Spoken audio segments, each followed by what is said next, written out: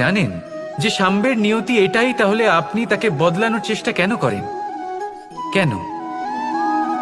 কারণ আমি একজন পিতা, আর পিতার কর্তব্য এটাই তিনি যেন সম্ভাব্য সব চেষ্টা করেন নিজের সন্তানের মঙ্গলের জন্য। নিয়তি আমি জানি, কিন্তু এটাও আমি জানি যে কর্মের থেকে বড় আর কোনো নিয়তি হতে পারে না। অভিজ্ঞতাও রয়েছে যে কর্মের হাতে নিয়তির এই চক্র বদলে যেতে পারে। তাই জীবনে যদি আপনার কখনো এমন মনে হয় যে এটা তো অসম্ভব, তখনও চেষ্টা করা কখনোই ছাড়বেন না। কে বলতে পারে আপনারই কর্মের কোনো এক বীজ হয়তো নিয়তির চাকায় আটকে গেল, আর নিয়তিকে নিজের পথ পাল্টাতে হলো, ঠিক কি না?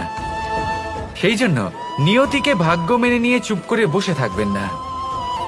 নিজের নিয়তি স্বয়ং নিজের কর্মের দ্বারা নির্ধারিত করুন, কারণ আপনার এই কর্মের ওপরেই আপনার অধিকার।